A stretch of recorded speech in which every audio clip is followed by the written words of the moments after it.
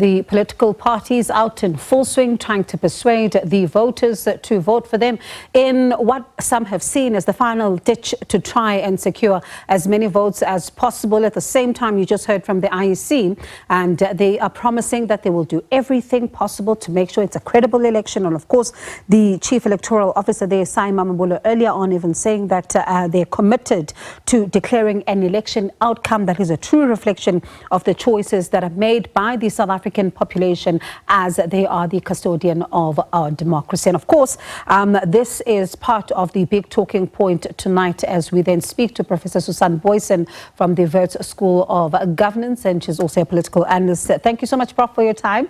And you know, when you think about what has been taking place on the campaign trail, some of the political parties are still trying to garner votes, even right now, to persuade the voters. Can the voters really still be swayed by these mass rallies or door-to-door visits, or they've simply made up their minds by now? I really think there are large numbers of voters out there who still have not quite made up their minds, who are still looking for the definitive party. They know in many cases whom they do not want to vote for. But then the alternative, I don't believe, is so clear, because whenever we've seen the opposition parties in the context of decline of the ANC, the weakening of the ANC, seen opposition parties really campaigning very hard, I'm not sure they have always been successful in making the case for that they particularly are the alternatives. And so it is choosing between what is unacceptable and what is not yet persuaded the voters fully that it is acceptable. And that is that's a very, very tough choice. And of course, it is in a context in South Africa generally of so much cynicism of the electorate and voters in political parties, in a political system, and whether any political party generally who promises that we can create jobs, we can get the economy to grow, we can give you better care or services of whatever the type may be. I'm not sure voters have really been persuaded that these parties, even if they can make it in government, maybe not as a majority party or the biggest party, but as a coalition partner party, I don't think they've been persuaded that there are many alternatives on this front. So it's difficult choices. Pardon me, Prof. Sorry. Pardon me. So listening to what you're saying then, what does it tell us about what political parties have done to try and persuade the voters? So I suppose it may not be enough then if you still have people who aren't sure what to make of what they're being presented with. Yes, I don't think it has been enough in this respect. And we've really seen the political parties try very hard. They try to convey a sense of crisis, that voters really have to come and help. In the words of one of the senior ANC campaigners, everybody has to be on board to help douse the fires. When the house is on fire, everybody must help. We've heard a DA campaign on Rescue South Africa, also another crisis. Voters are called on everybody to come out and be there and have a part in these rescue missions. But I think many voters are asking themselves to what extent these political parties that are being asked to vote for now are actually responsible themselves for the crises they are in.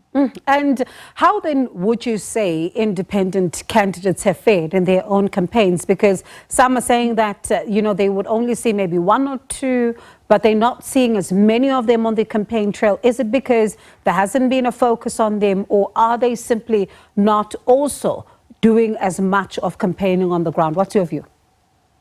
It is very tough for a single person single candidate with a relatively small group of supporters and campaigners to really break through.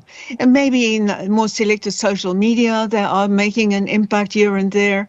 But to break through into the national narratives, the national debates, where they really gain huge visibility, they have not been, in my opinion, mostly. There have been a few exceptions, I would say. I think Zaki Ahmad in the Western Cape was one of them.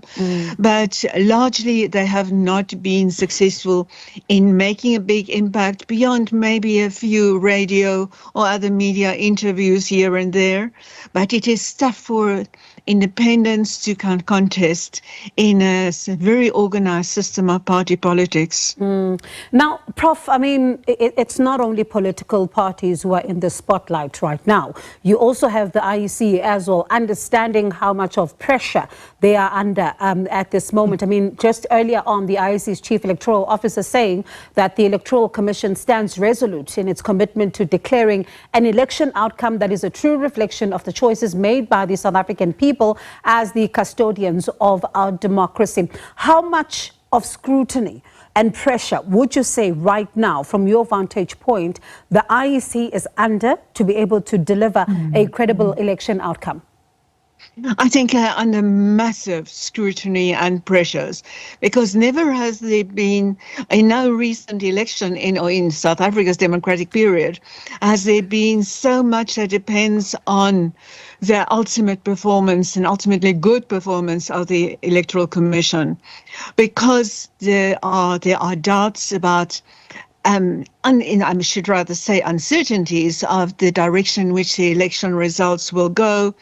And the IEC will really be challenged if any political party is not happy with their own results. We have seen that trend grow over recent elections. In recent elections, we've also seen smaller political parties not so used to this whole system of the IEC often challenge minor points and then have to be persuaded, no, it is all in order, you have not been disadvantaged, etc.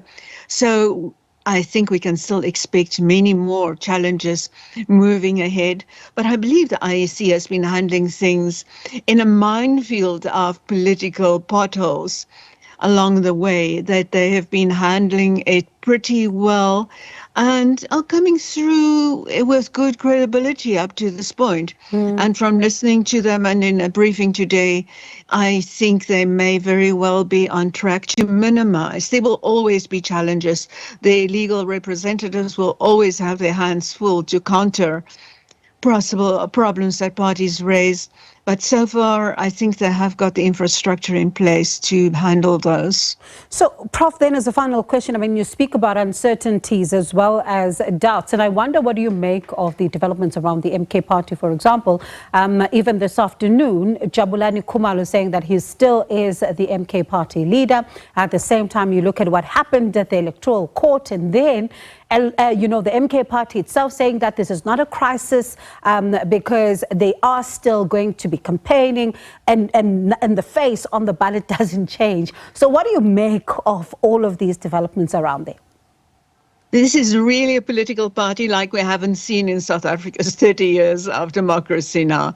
It's a party that defies all definitions, doesn't have clear-cut leadership, doesn't have leadership processes, comes at the last minute with its documentations, and now probably being in a situation where they will be in parliament without the person, Jacob Zuma, who's recognized as a national leader, and the other people who are available to step in as leaders just haven't got the esteem, stature that Jacob Zuma has, a kind of popular support on the ground.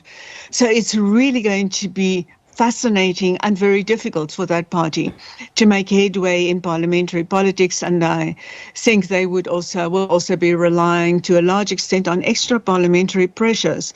But that is a political party with a very uncertain future, and yet we've seen in the credible opinion polls that they are likely to get a solid percentage of support both provincially in KwaZulu-Natal and in smaller ways in other provinces and nationally.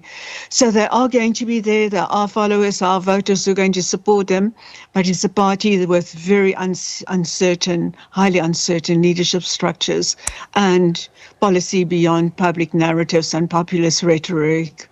Quite interesting, Prof. 7 days to go. Thank you so much for your insights. Appreciate it. It's been a pleasure. Thank you. And of course, you think about what this all means then for political parties. As Prof says, some of the voters are still uncertain about which way they will be voting. So let's see then how it all unfolds. Professor Susan Booysen from the Wits School of Governance.